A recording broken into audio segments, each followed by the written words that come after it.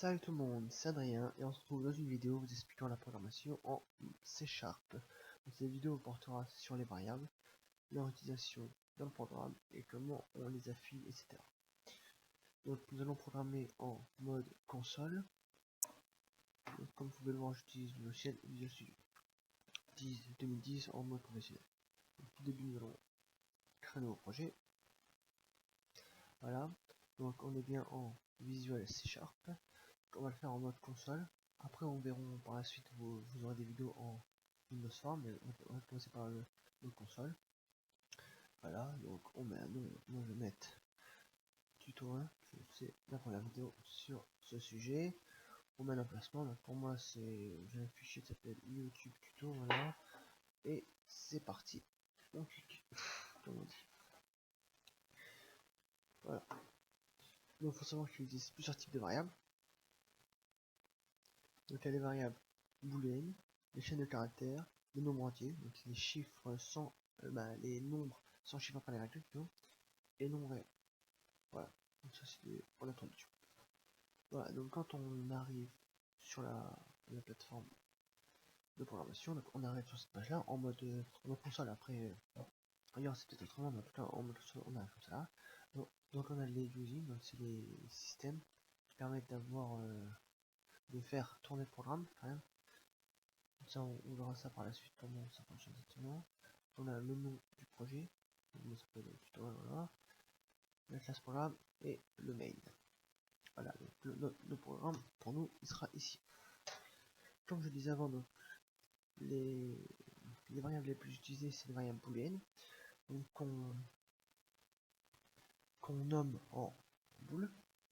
Ensuite on met un nom, donc moi je vais l'appeler A, et après on met un petit point virgule à la fin de la ligne. On a aussi les chaînes de caractères, donc chaîne de caractères c'est string, le mal écrit c'est un petit s, sinon c'est pas la même fonction. On va mettre en B. On a les nombres entiers, donc les nombres sans chiffre après virgule, donc là c'est en INT. Et on a dit aussi qu'on avait les nombres réels, donc les nombres avec nombre après virgule. Donc cela c'est les floats.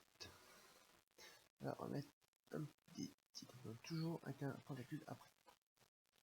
Voilà, donc déjà ça c'est déjà un bon début. Vous avez déjà les 4 grandes variables qu'on utilise le plus souvent.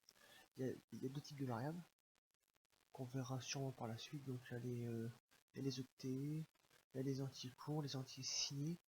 On va pouvoir signer un entier. Après des entiers longs, des réels doubles. Donc réel double c'est le float mais en plus grand. On va pouvoir mettre plus de nombre après la value entre guillemets. Voilà, donc on va commencer par l'affiliation des variables. Donc, on va prendre le cas très simple, on va prendre le cas de l'entier. Pour nous entier, on va nommer C. Donc si on veut affilier C, donc là on a une variable. Donc le logiciel sait qu'on a une variable qui s'appelle C. Et donc C, il sait pas ce que c'est. C'est vrai, petite blague à part. Les variables n'ont aucune valeur par défaut, donc il va falloir qu'on mette une variable, qu'on mette une valeur plutôt dans la variable. Donc on va commencer par le C. Donc on met le nom de la variable, un petit égal, et on met la valeur. Moi je marquais 124 au pif, et toujours un petit point valeur de la fin. Si on fait l'inverse, il faut pas mettre 124 égale C, sinon il va pas aimer. Notamment, il va nous dire un petit message d'erreur, comme quoi de la partie gauche d'une assignation doit être une variable. Donc, la partie gauche doit être une variable, comme lui sait que 124 n'est pas une variable, on ne plaît pas. Donc c'est bien le nom de la variable égale et la valeur qu'on va mettre dans la variable. Donc en fait on met 124 dans C, c'est toujours le nombre à droite qu'on met dans la variable à gauche. Alors c'est pareil pour tout. Si on veut mettre par exemple chaîne de caractères, B égale, donc là on met le nom de la variable, on met des petits apostrophes et on marque ce qu'on veut. Donc, moi je marquerai A, B, C, D. Toujours on ferme ça, on met un petit point virgule. Là, voilà, donc là pour l'instant on a dans la variable C on a 124, dans la variable B on a ABC. Voilà, après donc pour le bool, par exemple si on va mettre A, donc A, donc pour le bool c'est ou vrai ou faux, donc c'est ou true ou false. Donc true vrai, false faux. Donc on va dire que A est faux. Et float c'est pareil, float on va mettre, je pense, on va mettre 58. Voilà. On va pas s'embêter. Voilà, donc là pour l'instant on a affecté nos variables à des critères, on va dire. Voilà. Donc on peut aussi incrémenter des variables. Donc, par exemple si on incrémenter, ça peut être que les que les variables numériques. Pour incrémenter C, pour incrémenter C, on marque le nom de la variable égale de la variable plus ce qu'on veut. Donc si on veut faire plus 1, on marque 1, plus de 2, plus 3, voilà, etc. Si on veut faire plus 1, on peut aussi marquer C plus plus. Ça veut dire qu'on fait C égale C plus 1. C plus plus, ça remplace ça. C'est pareil, donc c'est où on le marque. Donc moi je vais plutôt mettre ça parce que c'est beaucoup plus explicite. Voilà, donc là, après cette ligne là, on va C vaudra 125. C'est pareil pour la RMD aussi. Voilà, donc pour la chaîne de caractères, qu'on a le B là, donc pour l'instant B égale ABCD. Mais si on veut effacer B, donc là pour l'instant dans B on a ABCD. Si on veut effacer, ben, au lieu de marquer quelque chose, on marque rien du tout. Comme ça c'est fait, comme ça là on met rien dedans. Donc la variable sera vide. Il n'y a rien dedans, donc ça arrive, donc on va effacer ça. Voilà. Après je vous montrerai lors je ferai le débugage, mais je marquerai quelques lignes entre je rajouterai quelques lignes et après je vous montrerai. Voilà. Et pareil pour le booléen. Là c'est faux, je vous montrerai comment après on utilise le booléen parce que là c'est vrai et faux, ça marchera pour la condition qu'on verra dans l'autre vidéo. C'est juste une condition, donc si A est vrai, on peut faire ça, si A est faux, on peut faire ça, tant que A est faux, on fait ça, puis à un moment où A passe à vrai, donc on sort de la condition là, on sort de la boucle là, la variable booléenne, ça sert vrai ou faux.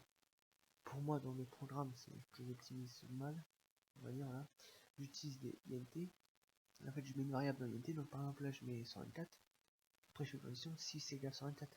Au lieu de ça, je mets juste une variable qu'on n'arrive pas par exemple à là, on marque A égale vrai, et après je fais un test si A égale vrai. Je veux savoir que booléen, c'est ou 1 ou 0 à vrai dire dans le programme. Que INT, INT c'est codé sur 32 bits. Que booléen c'est codé sur 2 bits à vrai dire, sur 8 même.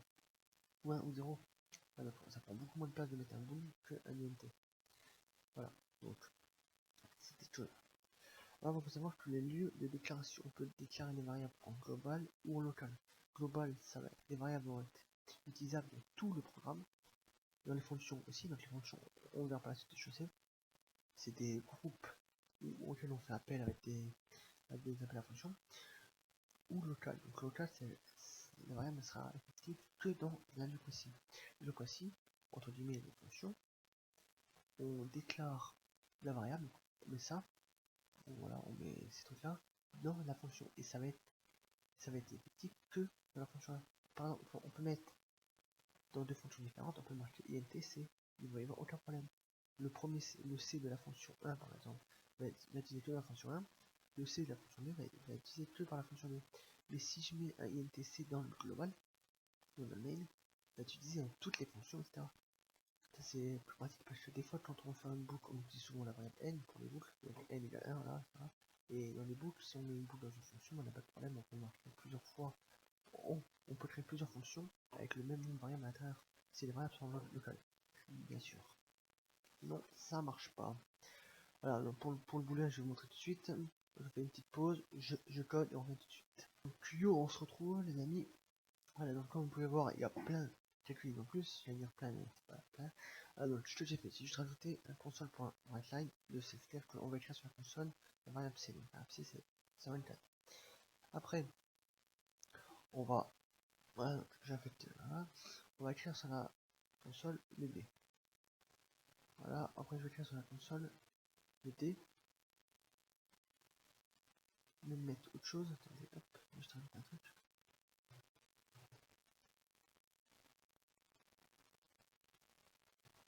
Voilà. Ça veut dire qu'il va attendre qu'on lise le clavier, donc si je pourrais appuyer, si je pourrais dire qu'on voit toutes les lignes, puis voilà. Après, dans une d'affectation, on peut voir aussi qu'on peut écrire le message sans passer par une variable. On écrit juste ça comme ça. On n'est pas obligé de créer une variable string, de marquer le message là, on peut directement mettre ce message là. Donc là, on fait le calcul, donc on incrémente, et là on affiche si normalement on devrait voir 125. Après donc j'affiche B, après j'affiche B, donc on va voir que B est vide. Après j'ai fait une petite condition, très simple, c'est égal faux, donc là en ligne il est faux, on marque que A était faux. Si A est vrai, donc on va changer ça après, et on va voir faire on va faire des tests tout de suite, débugger le doublage. Là on voit que, voilà, donc C, 24, excusez-moi, 24, ABCD et 58. Voilà, donc là il attend qu'on lise. Alors l'affectation, on peut voir que le C qui est là, plus 1, on est passé à 125. Et là on peut voir que comme A été faux, on est rentré dans la position là, donc A été faux. Si par exemple je change, on va faire ça, je change là, je le mets en trou. Et quand on recommence ça là, on va s'apercevoir que A était vrai. Et ça n'a rien changé. En fait, on est passé dans la boucle là, bah pas la boucle mais dans la condition ici. Voilà, donc ça c'est une condition, ça permet de savoir pour savoir dans quelles conditions, sinon j'arrivais à mis, on aurait vu les deux dans les conditions, où c'est faux ou c'est vrai, et on rentre dans l'une et l'autre. Et là on est rentré dans celle-là parce qu'elle a été vraie. Voilà, donc j'espère que vous avez tout bien compris. Juste oublié de vous parler de chose. Pendant que je faisais le montage, je me suis rendu compte que j'ai oublié de parler de quelque chose. Donc là, on peut voir que j'écris console.writeline, l'affectation. On peut voir que ça c'est vraiment bien écrit ici. On peut voir que console.writeline est bien écrit ici. Je l'ai mis ici, l'affectation est bien écrite ici. On peut voir aussi que le B, j'ai oublié de parler, je suis passé directement en commission. B, on a mis dedans et on peut voir qu'ici, entre 125 et A été vrai, il y a un trou. Le trou, c'est le B. Il n'y a rien dedans, mais il peut rien écrire. Si par exemple ici je marque un A, on va pouvoir voir que qu'il y a un A.